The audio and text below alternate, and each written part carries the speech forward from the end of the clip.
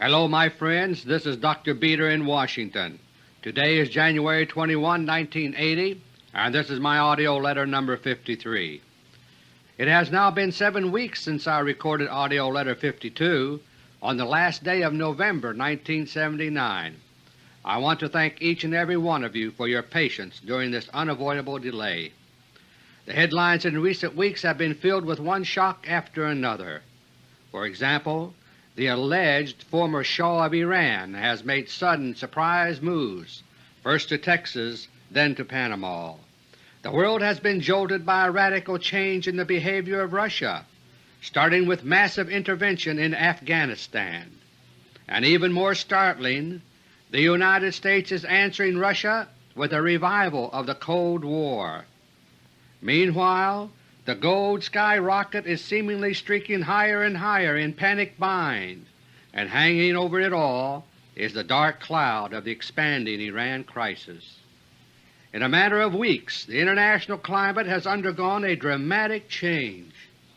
The blue skies of peace and prosperity are fading away. Suddenly the atmosphere is filled with the smell of approaching war, and the events in the headlines are only a pale shadow of what is taking place behind the scenes. Since I spoke with you in AUDIO LETTER 52, I have been receiving an avalanche of urgent intelligence reports. Drastic secret developments have been taking place worldwide which have turned the international scene upside down. The most important of these have taken place right here in the United States and in Russia. Now at last I am in a position to bring you up to date on what has happened. My friends, during the weeks just past, the prospects for world peace have been shattered. Here in the United States, powerful forces who are bent on war are fast gaining the upper hand. And in Russia, the peace faction in the Kremlin has been toppled from power. It began as a family squabble among the secret new Christian rulers of Russia, and it ended in tragedy for some. The result has been a return to power by the hardliners among the secret sect that now rules Russia. The rise to power by the Christian peace faction in Russia was a miracle, but it was a miracle that was short-lived. It is now over, and now the world is once again moving down the path to thermonuclear war. The hardliners now running the Kremlin are members of the same religious group as the peace faction. The hardliners and the peace faction disagree on only one major point. The peace faction, who are known as the White Doves, believe nuclear war must be prevented if it is humanly possible. By contrast, the hardliners believe nuclear war is inevitable. So, my friends, their guiding military strategy is not to prevent nuclear war indefinitely, but to win it when it comes. My 3 special topics this month are: Topic number 1, War tensions and the late Shah of Iran. Topic number 2, the surprise takeover by the Kremlin hardliners.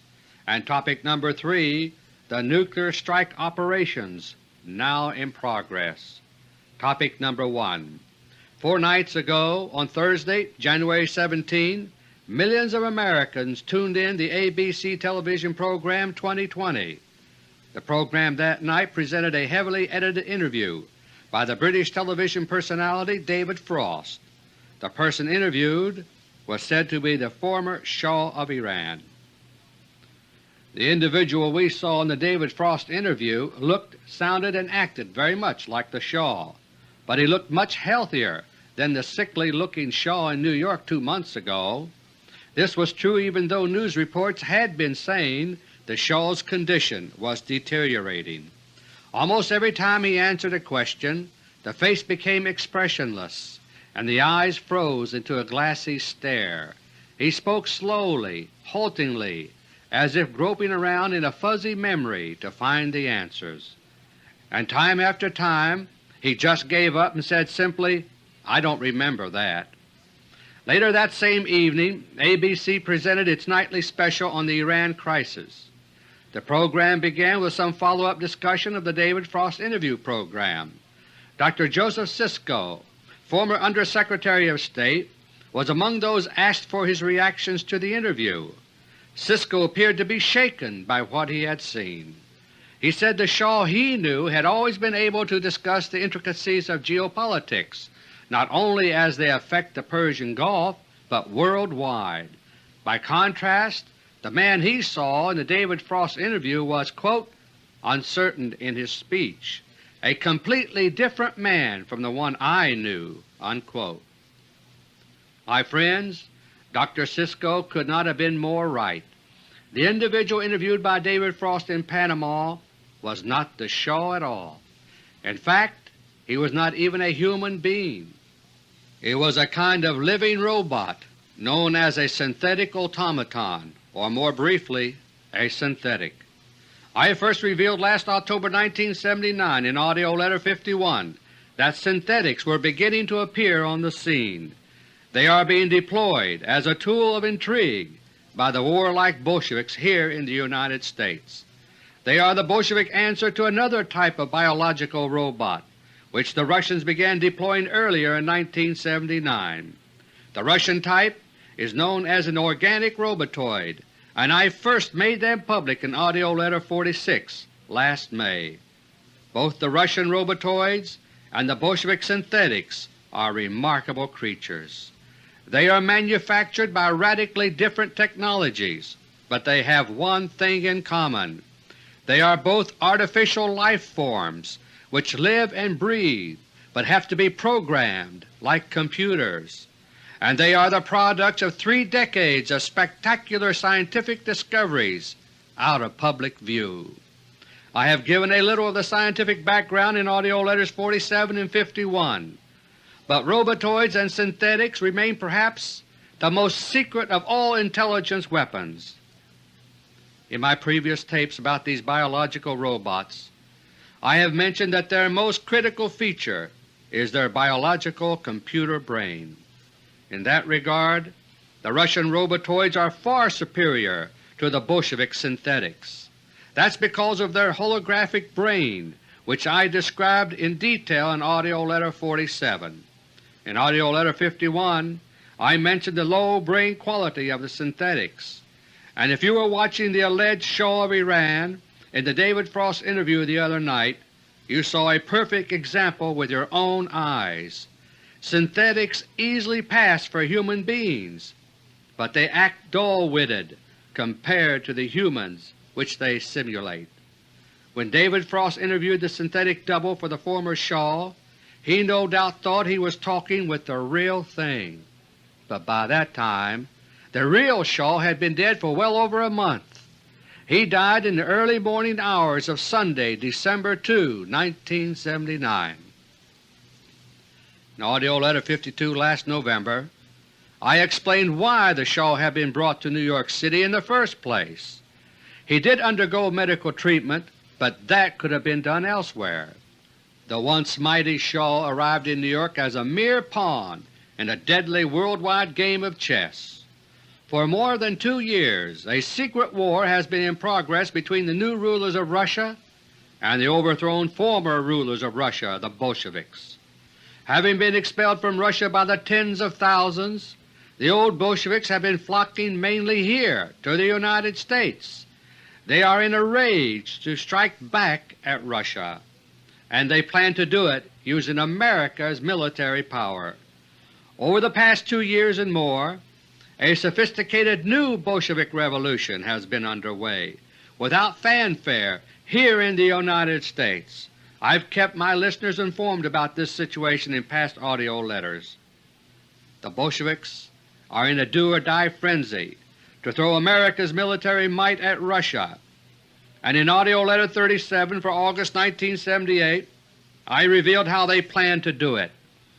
The Bolshevik war plan is based on an American nuclear first strike against Russia, and the chain of events to lead up to the first strike was to begin with a crisis over Iran.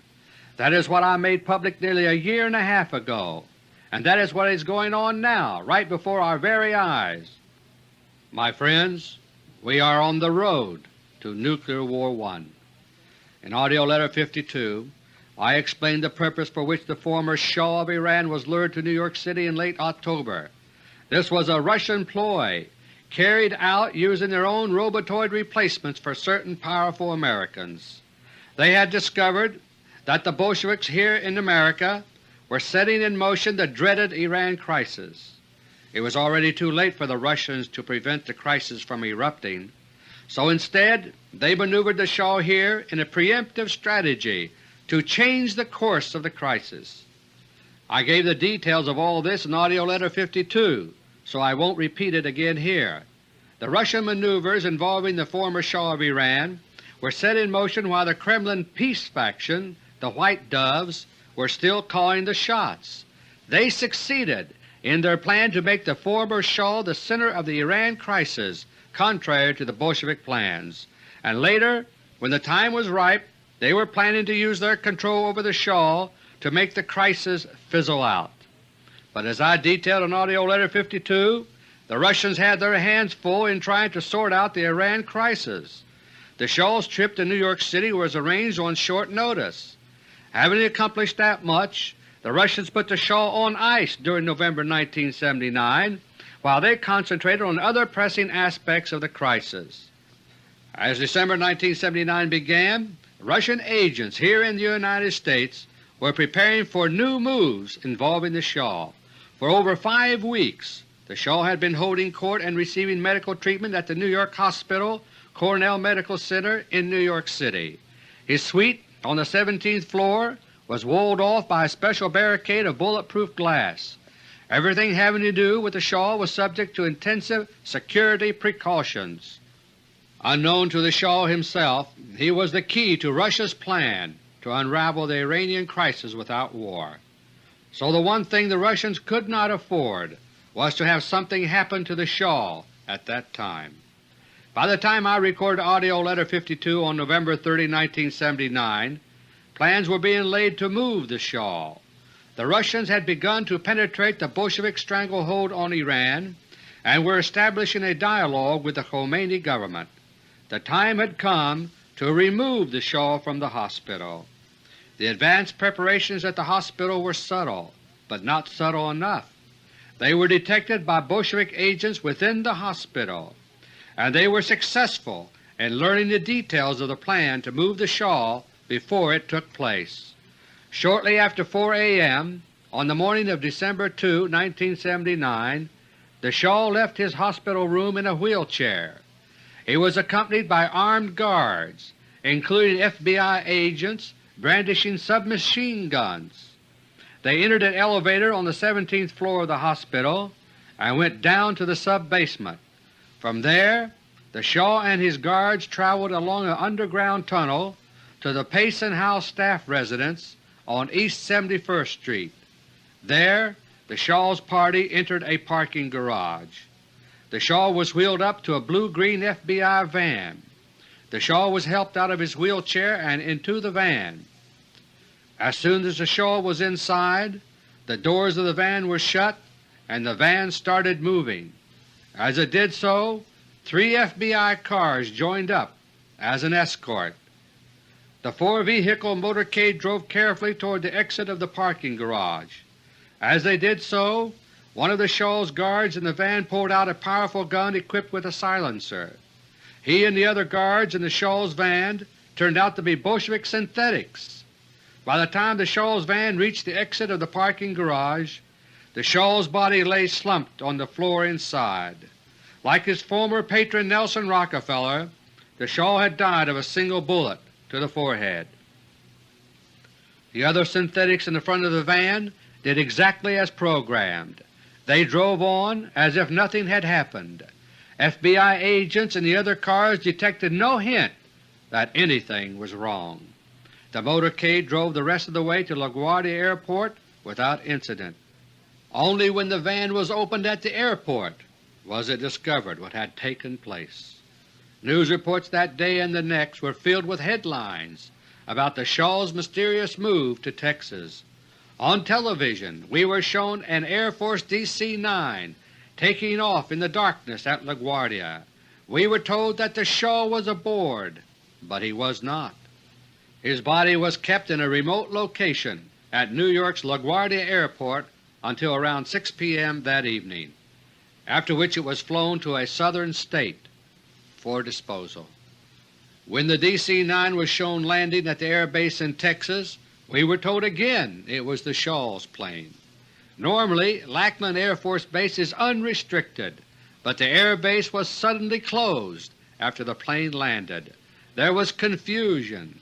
Initially, Air Force officials at the base said there would be a press conference that afternoon, but soon they reversed themselves. They not only canceled the press conference, but told all reporters to leave the base immediately or be forcibly ejected. The public relations plans, which had been made ahead of time, just fell apart. Instead, a cover-up was hastily set in motion on orders from certain Russian agents in the Pentagon. In the days that followed, all was mystery concerning the Shah. He was said to be in certain hospital quarters at Lackland. But as days passed and no one saw the Shah, questions began to multiply. Had it been suspected that the Shah was already dead, the Bolshevik agents holding the American hostages in Tehran might have killed the hostages, and that could have led very quickly to nuclear war. Meanwhile, the Bolsheviks here in America were preparing to take control of the Shah controversy. The Bolshevik synthetics are programmed by a technique completely different from that used by the Russians with their robotoids. It is not as good, but it also does not require a cerebral hologram. Bolshevik agents in New York had been able to obtain the genetic samples needed, and on Saturday, December 15, there was a new surprise regarding the Shah. He was said to have left Texas that morning for a small island off Panama. Then the invisible Shah seemingly reappeared in the form of a synthetic, and since that time the Shah's image has been utilized by the Bolsheviks. As I told you earlier, it was a synthetic that was seen in the David Frost television interview 4 nights ago. What happened to the late Shah of Iran is only part of a much larger pattern of recent days. The Bolshevik deployment of synthetics began in earnest 3 months ago, as I reported in AUDIO LETTER No. 51. As a byproduct of this, bizarre cattle mutilations are once again taking place in North America. A few years ago there was a rash of these incidents in the western United States. At that time the earliest large-scale experiments were underway with synthetics. Now, after a lull, the synthetics are being deployed operationally and the cattle mutilations have resumed. Right now, however, they are taking place primarily in Canada to minimize attention to them here in the United States. My friends, the cattle mutilations are nothing more than a modern twist on cattle rustling. The synthetic process uses certain glands and tissues of cattle as raw material, as I explained in AUDIO LETTER No. 51. To obtain these raw materials, the cattle involved have to be destroyed in a very wasteful manner. So the Bolshevik agents who are manufacturing synthetics do not use their own cattle. Instead, they let others suffer the losses involved in slaughtered herds. The cattle mutilations may turn into an epidemic that is too big to ignore, because during the past 3 months the Bolshevik circles have started deploying synthetics in great numbers. A covert war of biological robots is now raging worldwide between the Russians and their old Bolshevik enemies. The Russians got a head start by deploying their robotoids first last spring, but they knew their advantage would not last long, and they tried to use it fast to nail down approval of the SALT II Treaty. Soviet Foreign Minister Andrei Gromyko summed it up last June 25, 1979. In an unprecedented 2-hour news conference in Moscow, he paused at one point and said simply, "Fantastic situation." My friends, the dangers we face now are fantastic, but so was aerial warfare until World War I, the atomic bomb until World War II, and moon flight until Project Apollo. The Bolsheviks in our midst are obsessed with their schemes for revolution and war, rule or ruin. Using their synthetics, They are fast regaining the power they were losing at the hands of Russia's Robotoids. Unlike the Russians, the Bolsheviks have an entrenched power base here in the United States, and so the Russians are now losing the invisible war of the biological robots. With every day that their power increases, the Bolsheviks here in America redouble their frenzy to seize still more power.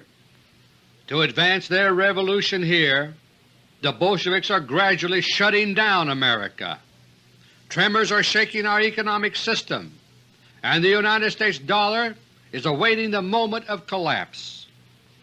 In April 1974 I gave a warning in congressional testimony about plans which were being laid for a gold skyrocket.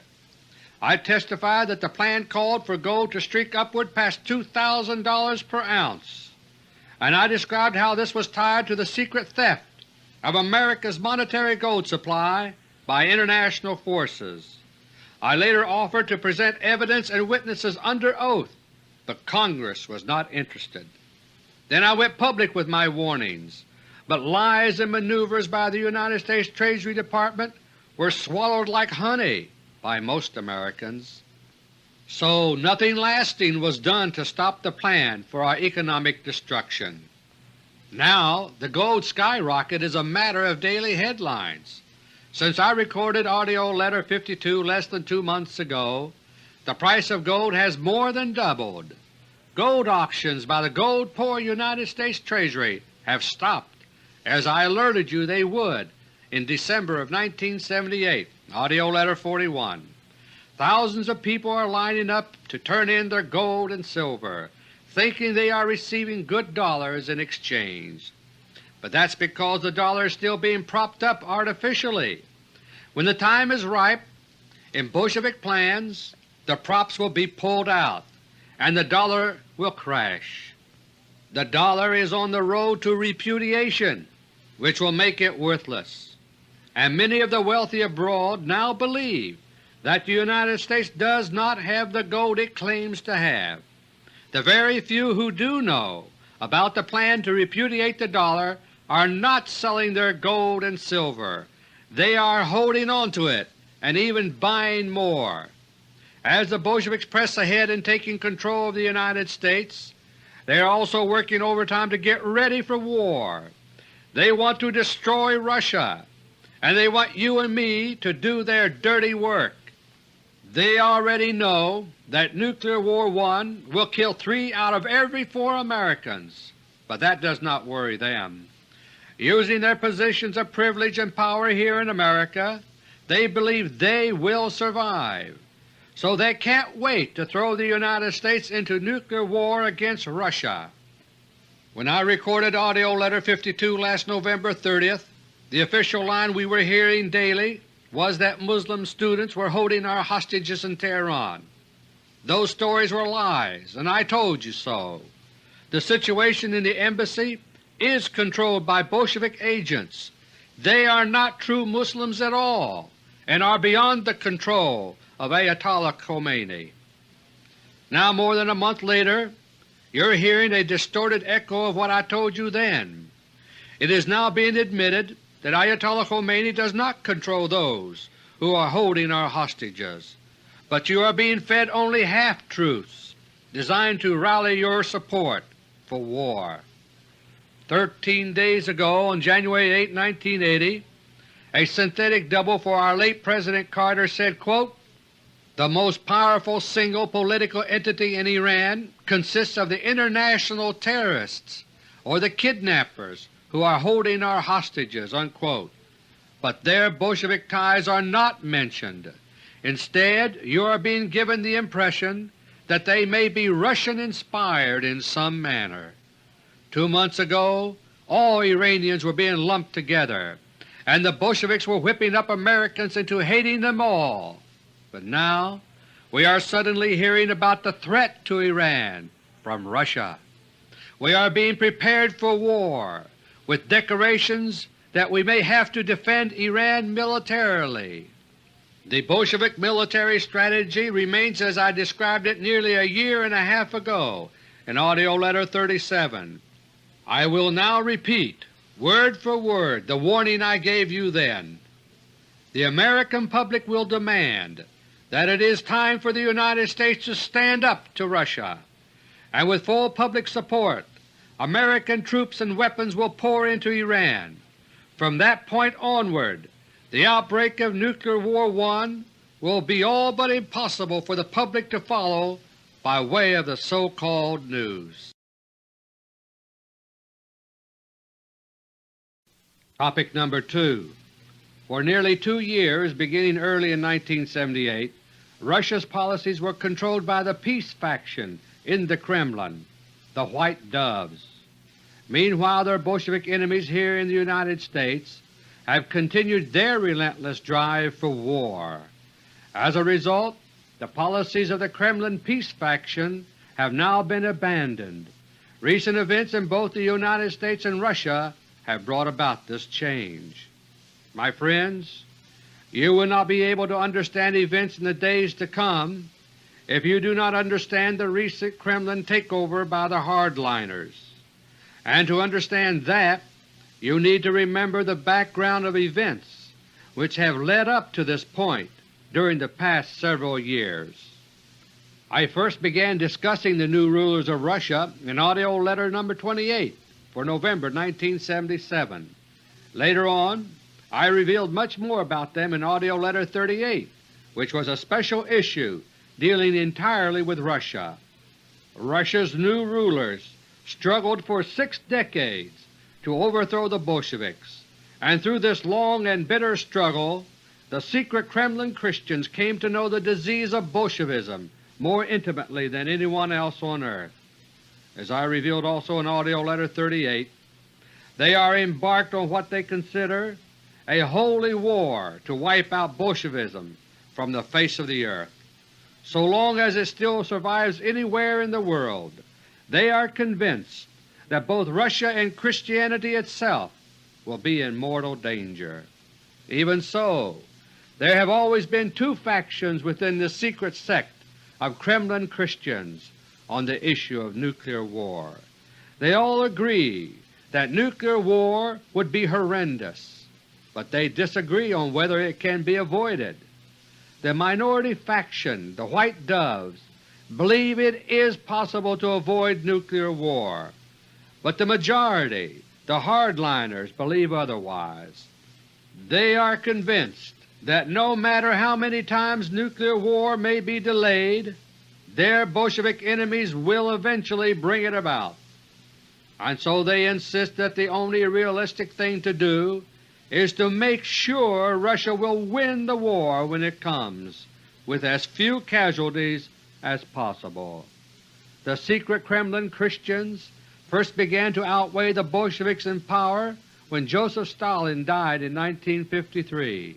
From that time until early 1978, the hardliners were in power, and they were anxious to speed the day when Russia would break free not only from the Bolsheviks in Russia, but also from the Rockefeller cartel.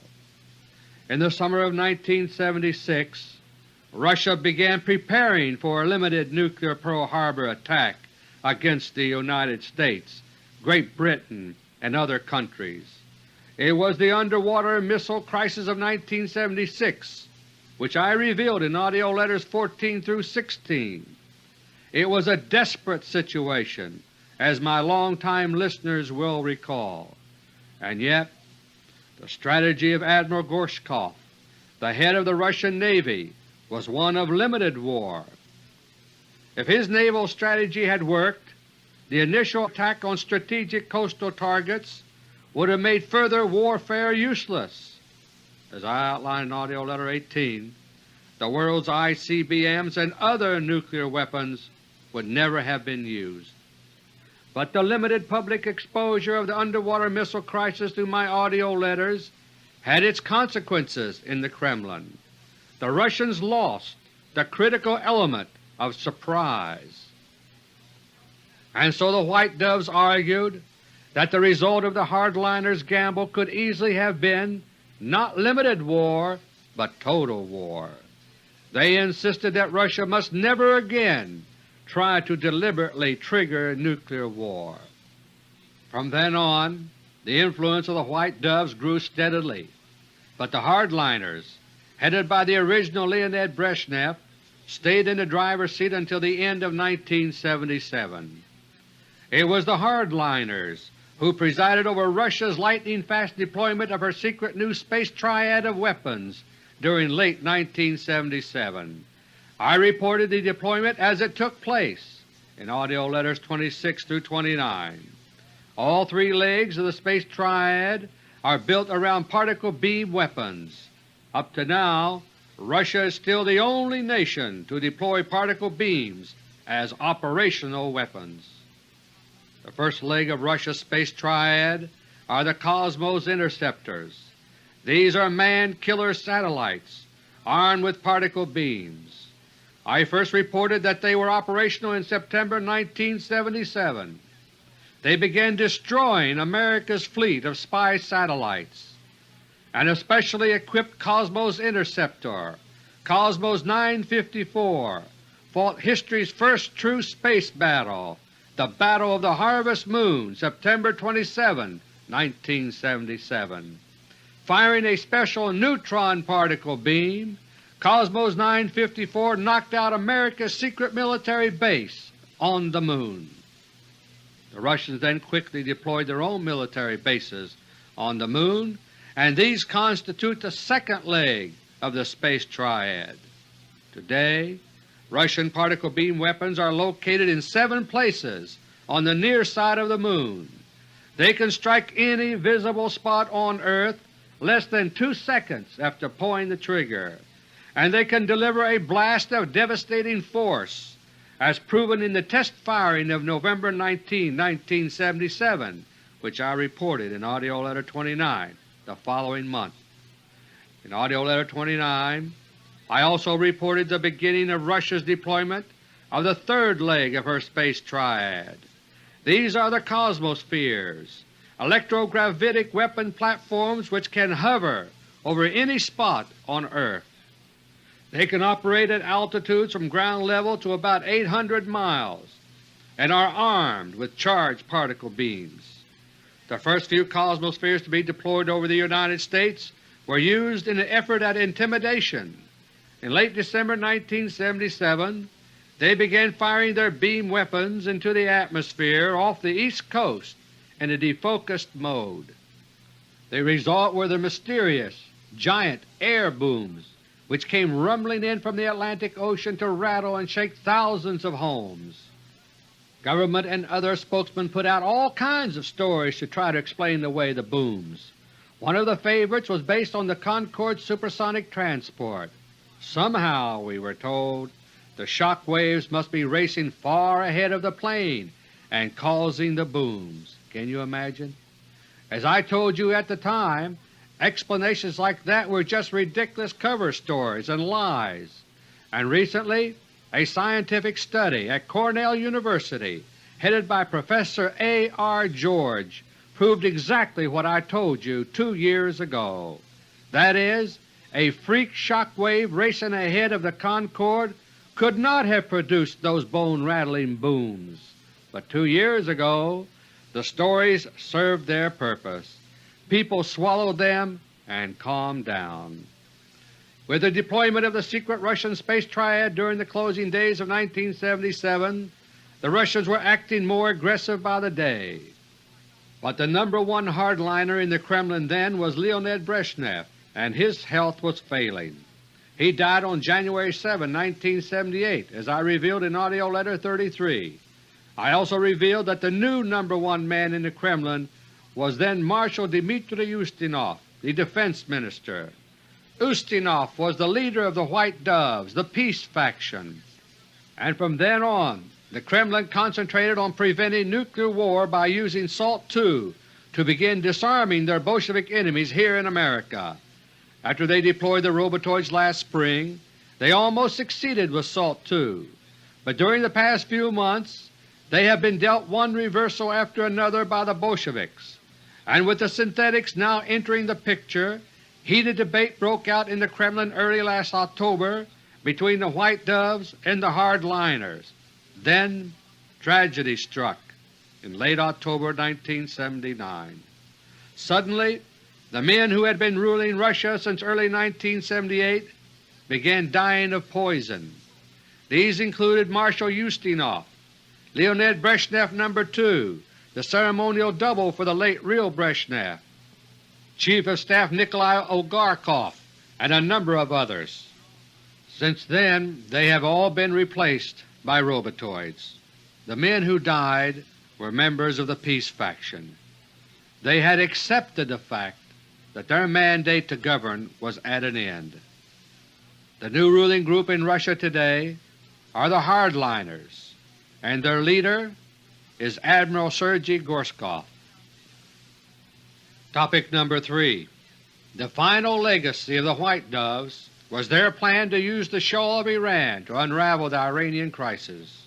The new hardliners followed through with that plan out of reverence for their fallen friends. But when the Bolsheviks assassinated the Shah on December 2nd, they were ready to shift very quickly to more aggressive policies. The pace of events since then has been speeding up fast. On December 12, NATO foreign ministers meeting in Brussels agreed to the new American plan for nuclear missiles to be aimed at Russia. Immediately, the Kremlin totally withdrew all offers for negotiating arms control agreements in Europe. The Russians declared that NATO had destroyed the basis for negotiations. The Russians had also learned that the Bolsheviks in the United States were preparing to seize the Iranian oil fields, using the American hostages as an excuse. Russia prepared to move into Afghanistan. On December 27, 1979, a pro-Russian coup in Kabul brought the new regime of Babrak Karmal to power, and within days tens of thousands of Russian troops were pouring into Afghanistan. It was a classic case of chess playing by Russia's rulers.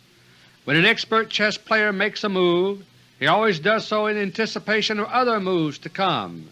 He evaluates the moves which his opponent will be forced to make in retaliation, and has already planned how he will respond to those. Whenever possible, he tries to provoke moves by his opponent which will work to his own advantage. And so it was in Afghanistan. First, the Bolsheviks were deliberately provoking Russia by means of large-scale insurgent operations in Afghanistan.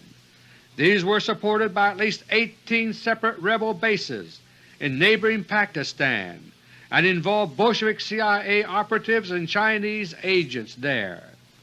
Afghan insurgents had already taken control of 2/3 of the country, and operations were also underway to stir up Muslim unrest in the whole region.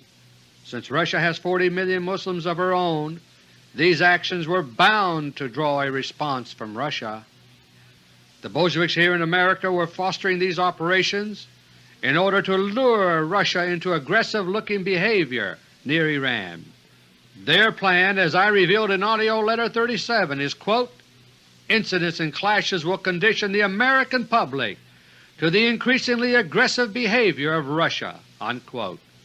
But, my friends, the Russians know that is the Bolshevik war plan, so they have looked one step beyond the Bolsheviks, and they are letting the Bolsheviks of America walk right into a military trap. In AUDIO LETTER 37, I explained the plan for an American nuclear first strike against Russia. Its basic objective is to destroy the ground bases in Russia for her awesome space triad. There are 6 targets in this plan. 4 are rocket bases called cosmodromes.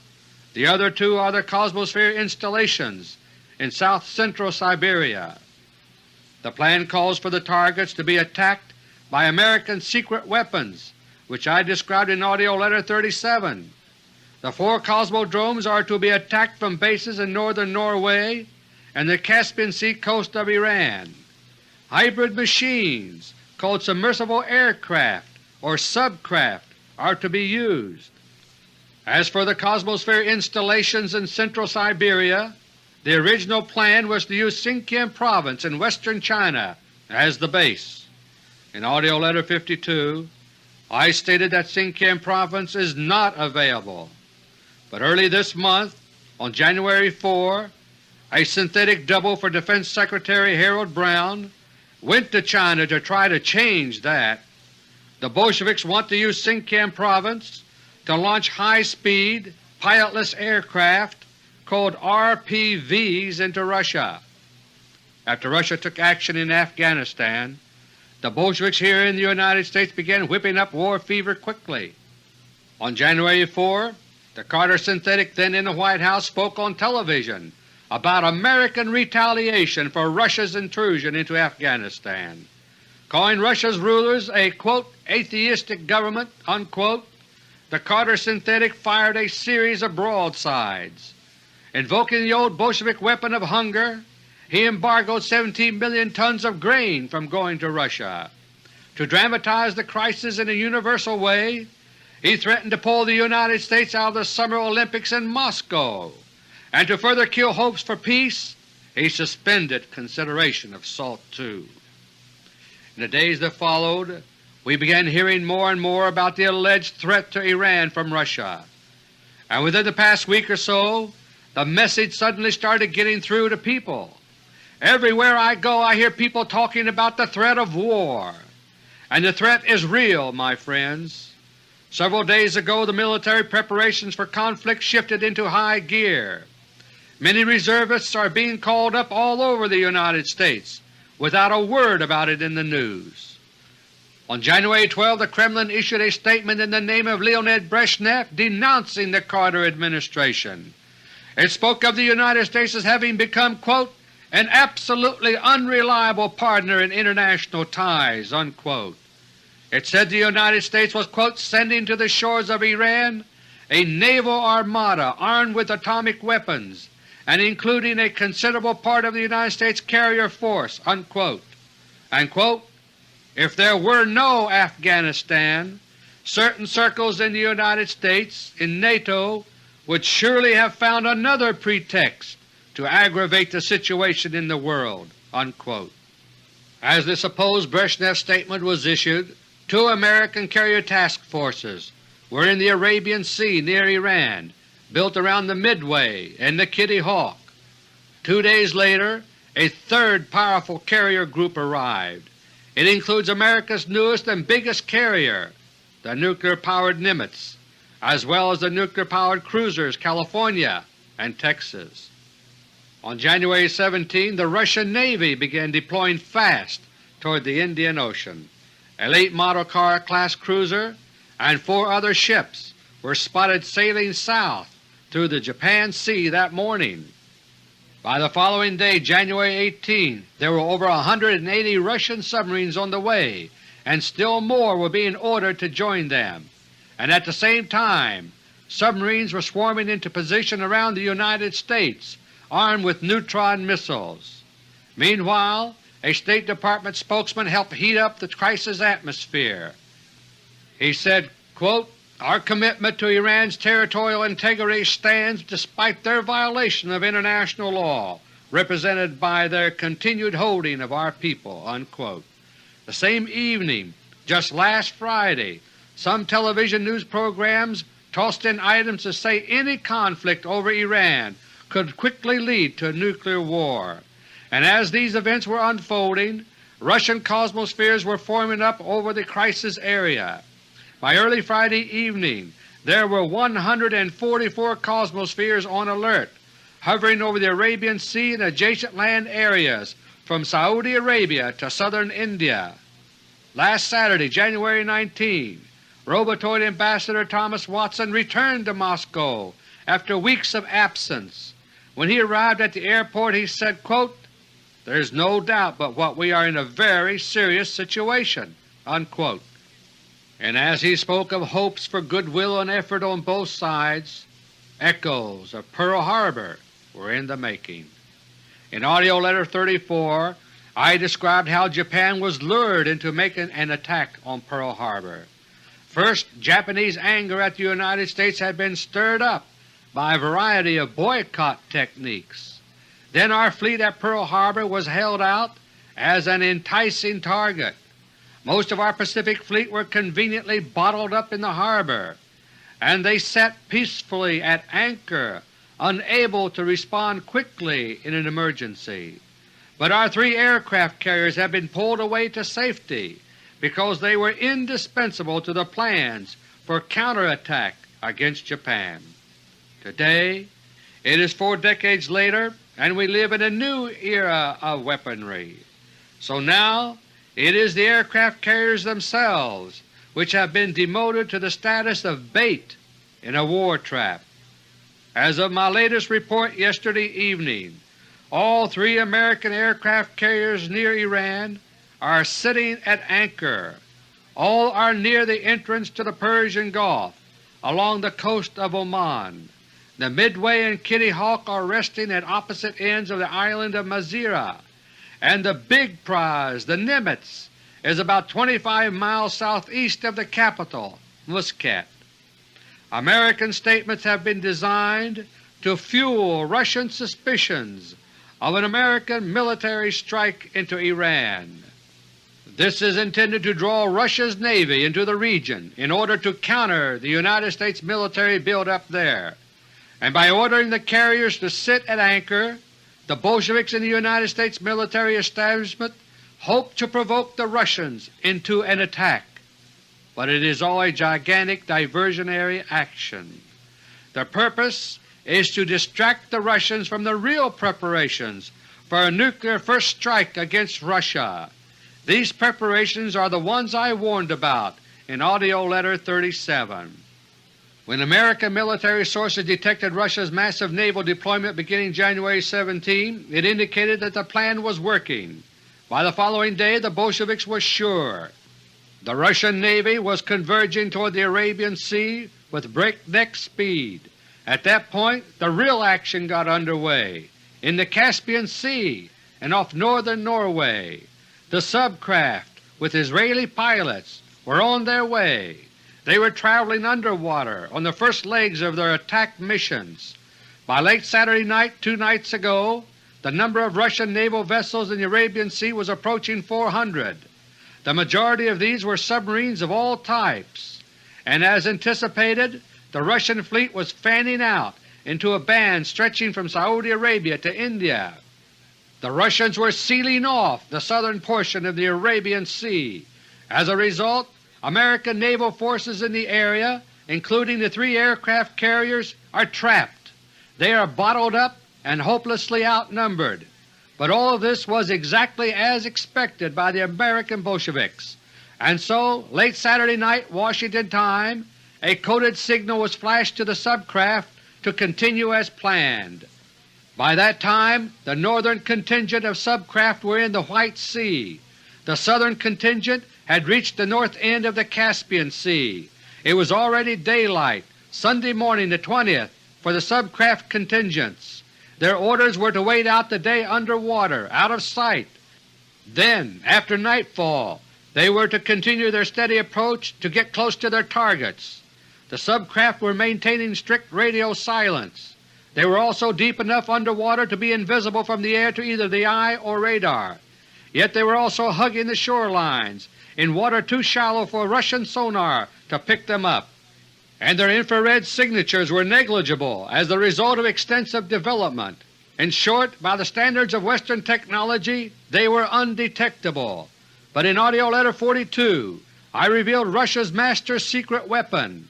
It is called Psychoenergetic Range Finding, or PRF. It is unlike sonar and similar techniques. PRF tunes in to the actual atomic signature of a target, and there is no method known by which PRF can be jammed. By deploying their Navy to the Arabian Sea, the Russians are pretending to be fooled by the Bolshevik distraction with the aircraft carriers. In this way they encouraged the Bolsheviks to launch the subcraft toward their targets. They waited until the subcraft were far away from their bases and out of sight of the Bolsheviks, who are directing the American first strike operation. But the whole time they were being tracked by Cosmospheres overhead using PRF, and shortly after 1 a.m. yesterday morning Eastern Standard Time the Cosmospheres began firing their charged particle beam weapons. There were 10 subcraft in the White Sea. Each disappeared in a blinding blue-white waterspout of steam, smoke, and fire.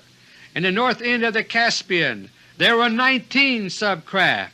They too met the same fate. In AUDIO LETTER 33 for April 1978, I revealed that the United States no longer has spy satellites which can spy on Russia.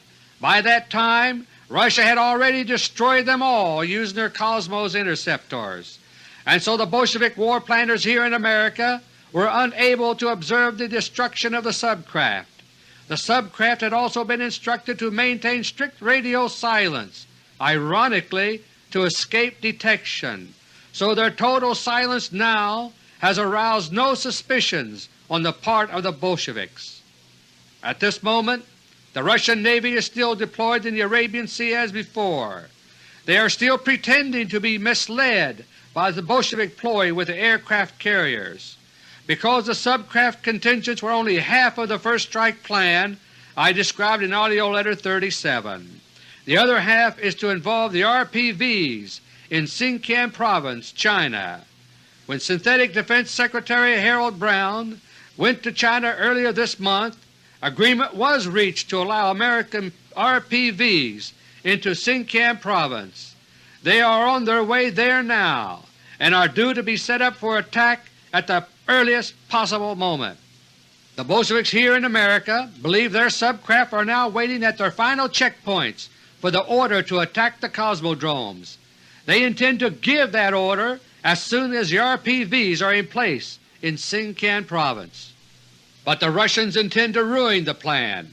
Presently stationed along Russia's border with Xinjiang Province are 4 special Russian commando detachments. They are an elite corps, highly trained and armed with battlefield nuclear weapons. They are there to attack and destroy the RPVs upon arrival before they can be fired. As a backup, there are also 18 Cosmospheres overhead, but those will not be used unless it becomes absolutely necessary. The Russians are saving their most powerful weapons for the big war to come, for maximum surprise. Right now they regard what they are doing as an operation to begin pulling the fangs of the Bolshevik dragon. They use Cosmospheres to destroy the subcraft because their enemies were unable to observe it and learn anything.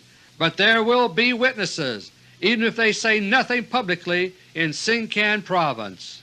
The coming operation against Xinjiang Province is essential to the Russians, and so the operation is under the command of a top member of the new ruling group of Kremlin hardliners. He is Viktor Paputin, an engineer and formerly second in command of Russia's National Police. Early this month, on January 3, the day before the Harold Brown Synthetic left for China, Pravda carried an announcement about Paputin. It reported his untimely death, quote-unquote, but this was only a cover story to explain his sudden absence from Moscow.